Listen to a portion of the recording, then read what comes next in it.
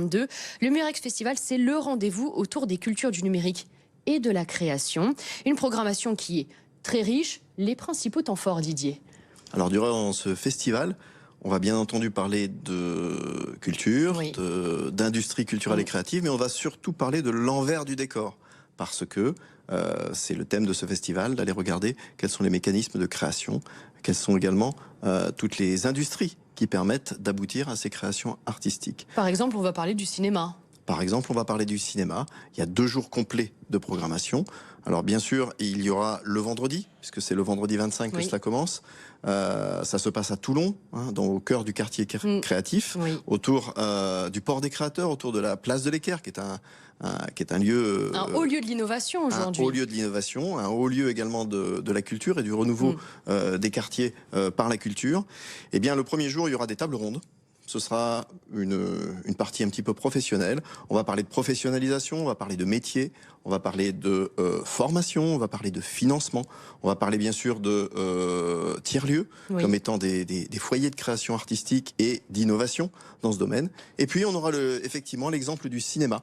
L'exemple du cinéma comme étant une des filières des ICC et comment elle peut booster l'économie au niveau régional, national et également. Ça fait 5% du PIB les ICC en France et c'est une des filières importantes que l'on a ici sur ce département et sur la métropole de TPM. Des conférences, des tables rondes, des animations, DJ notamment, des ateliers. Il va y en avoir pour tout le monde. 2 jours, objectif aussi, faire rayonner Toulon en tant que pôle numérique. Oui, bien sûr. On pensait que c'était déjà fait, nous. Ah, c'est déjà... C'est déjà fait, je pense, de plein de façons. Et depuis le développement du numérique, il y a des écoles d'ingénieurs, il y a des entreprises, il y a des start-up, il y a des tiers-lieux à Toulon. Il y a des tiers-lieux dans le numérique. Donc c'est un véritable pôle numérique. Et effectivement, il y a une connotation très fortement numérique aujourd'hui dans tout ce qui est ICC.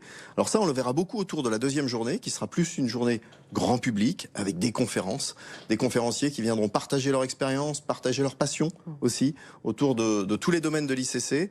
Et comme c'est bien d'entendre les gens parler de leur passion, c'est bien de les pratiquer aussi. Il y aura également des ateliers, c'est-à-dire qu'on pourra s'essayer au fond vert, s'essayer au doublage, s'essayer même aux arts culinaires, s'essayer à tous nos sens, en fait, au travers des ateliers qui seront proposés par des associations, mais aussi par l'ensemble des organismes de formation de la région de Toulon.